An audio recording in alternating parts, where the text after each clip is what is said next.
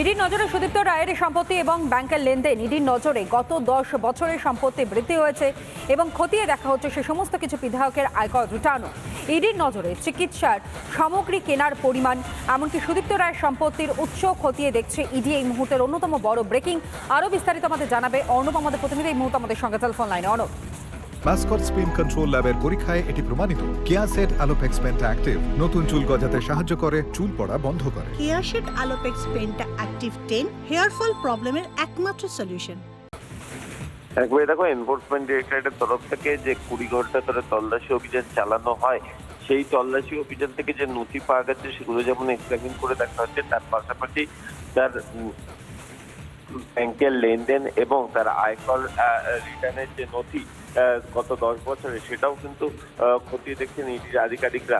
এবং যেটা অভিযোগ উঠেছে যে আজকে করে যে সমস্ত মেডিসিন বা মেডিকেল ইকুইপমেন্ট বা অপারেশনের জন্য যে সমস্ত ইকুইপমেন্ট নেওয়া হতো, সেগুলোর ক্ষেত্রেও কিন্তু দুর্নীতি হয়েছে এবং সেই টাকা কোথায় গেল সেটা যেমন খতিয়ে দেখা হচ্ছে। তার পাশাপাশি যদি দেখা যায় যে এনফোর্সমেন্ট ডিরেক্টরেটের আধিকারিকরা সুদীপ্ত রায়ের যে নার্সিং হোম, তার টাকার উৎস কি এবং তার যে বাগান বাড়ি, তার পিছনেও টাকার উৎস কি, সেগুলোও কিন্তু তারা খতিয়ে দেখছেন।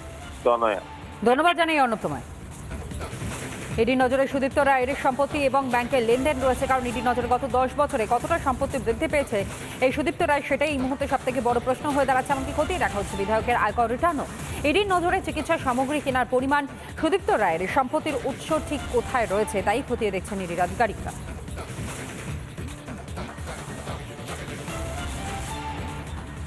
নবান্ন মুখ্য সচিবের সঙ্গে বৈঠক যথেষ্টই হতাশাজনক। দাবি পূরণ না হওয়া পর্যন্ত আন্দোলন চলবে। দাবি পূরণ না হওয়া পর্যন্ত কর্মবিরতিতে অনড় থাকছেন জুনিয়র চিকিৎসকেরা। বৈঠক শেষে এমনটাই জানিয়েছেন জুনিয়র চিকিৎসকেরা। লাগাতার তারা অবস্থান করছেন, বিক্ষোভ দেখাচ্ছেন এবং কর্মবিরতি তাদের চলছে। ন্যায্য 5 দফা দাবি এবং সেই 5 দফা দাবি মৌখিকভাবে বলা হলেও সেখানে লিখিত কোনো স্বাক্ষর নেই, অর্থাৎ লিখিত প্রমাণ এখনো পর্যন্ত হাতে তাদের নেই, যে কারণের জন্য এখনই কর্মবিরতি তারা তুলে নিচ্ছেন না। আন্দোলন এখনো পর্যন্ত চলছে। গতকাল মুখ্য সচিবের সঙ্গে তাদের বৈঠক হয় এবং সেই বৈঠক যথেষ্টই হতাশাজনক ছিল, এমনটাই কিন্তু জানিয়েছেন আন্দোলনরত জুনিয়র চিকিৎসকেরা। এবং সেই বৈঠকে মূলত মিনিটসের উল্লেখ করা হয়েছে, যেখানে সই নেই রাজ্যের তরফ থেকে, এবং যেই সই না থাকার কারণে স্বচ্ছতা আদৌ বজায় থাকলো কিনা সেটা নিয়ে প্রশ্ন সামনে আসছে।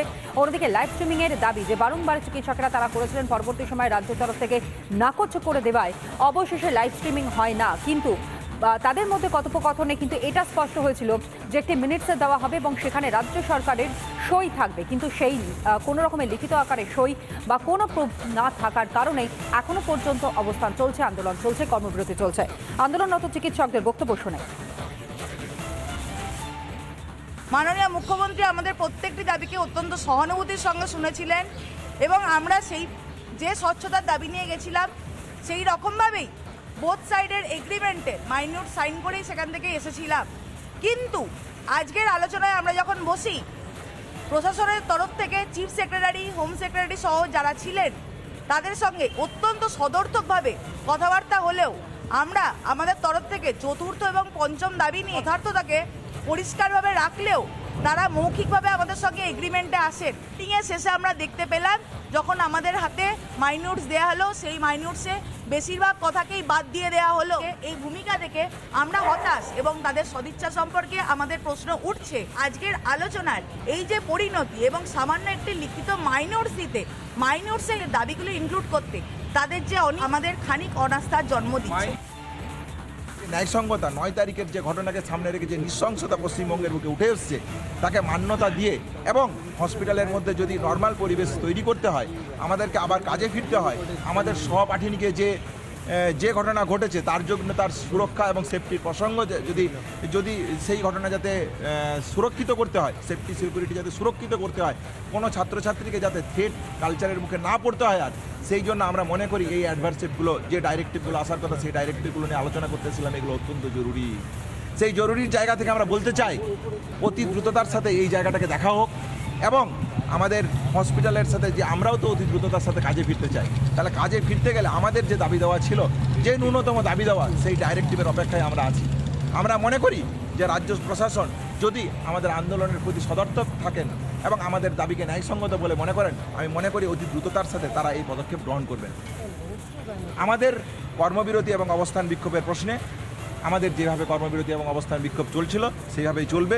আমরা ডিরেক্টিভের অপেক্ষায় আছি। ডিরেক্টিভ দিলে আমরা আমাদের অবস্থান এবং কর্মবিরতি সম্পর্কে সুনির্দিষ্ট দাবি আপনাদের কাছে রাখব। তাদের অপারগতার কথা জানিয়েছিলেন, আমরা বলেছিলাম যে ঠিক আছে সেটুকু থাক, যে আমরা দাবি জানিয়েছি কিন্তু আপনারা অপারগ। বাকি প্রত্যেকটা প্রশ্নে, রোগী পরিষেবার প্রশ্নে, সুরক্ষার প্রশ্নে, সিসিটিভির প্রশ্নে, আইসিসির প্রশ্নে, দুপক্ষেরই সাইন থাকবে, ওটাই এরকম সুষ্ঠুভাবে হবে আমরা আশা করেছিলাম। যদি দুপক্ষের সাইন এরকম কোনো মিনিটস আমরা বের করে আনতে পারলাম না, কিন্তু তারপরেও আমরা আশাবাদী। আমরা এই যে মেল পাঠাতে বলা হয়েছে আমাদের তরফ থেকে কি ঠিক ফর্মুলেশন, কি ডিরেক্টিভ আমরা চাইছি, মানে আমরা 5 ঘন্টা মিটিংয়ের পর এমন মনে হলো যে হয়তো বা ওই মেলটা আমরা এখানে বসে মানে পাঠিয়ে দিলেই যেন কিছু একটা সমাধান হতো। 5.5 ঘন্টা ধরে যে এত আলোচনা হলো, সেটা একটাভাবে যে ইতিবাচক আলোচনার দিকে আমরা এগোচ্ছিলাম, সেটা একটাভাবে একটা হতাশার জায়গা তৈরি হলো। তারপরেও আমরা মেল পাঠাবো এবং আমরা আশা করব যে অত্যন্ত মানে প্রিন্সিপাল সেক্রেটারি বলেছেন যে কালকে সকালের মানে চিফ সেক্রেটারি বলেছেন যে কালকে সকাল দুপুরের মধ্যেই কিছু ডিরেক্টিভ আমাদের দাবি মেনে আসতে চলেছে বা আসবেন, এরকম মৌখিক যে আশা, যদিও তিনি মিনিটসে সেটা লেখেননি বলে আজকে ব্যাপারটা হলো না। তো সেটা দেখা যাক, সেটার জন্য আমরা অপেক্ষা করছি, অবস্থান মঞ্চেই অপেক্ষা করছি, কর্মবিরতিতেই অপেক্ষা করছি। সাক্ষী মুখার্জিকে তলব করা হয়েছে সিজিও কমপ্লেক্সে, সিবিআই তলব করেছে এমনটাই খবর এই মুহূর্তে পাওয়া যাচ্ছে। কখন এবং তিনি আজ সেখানে উপস্থিত হচ্ছেন কিনা আরও এই বিষয়ে লেটেস্ট আপডেট দেবে আনন্দমোহন, আমাদের প্রতিনিধি এই মুহূর্তে আমাদের সঙ্গে। আনন্দমোহন, দেখো তনয়া, তোমায় বলে দিচ্ছে অভয়ার যে ঘটনা ঘটেছিল আর্থিকর হাসপাতালে 9 তারিখ, সেদিনটা কিন্তু আপ্রাণ চেষ্টা করেছিলেন মীনাক্ষী মুখোপাধ্যায় যাতে সঠিক তদন্ত হয় এবং তিনি কিন্তু ওই অভয়ার দেহ কিন্তু আটকানোর চেষ্টা করছিলেন যখন পুলিশ জোর করে তার দেহটি নিয়ে চলে যাচ্ছিল শেষকৃত্যের জন্য।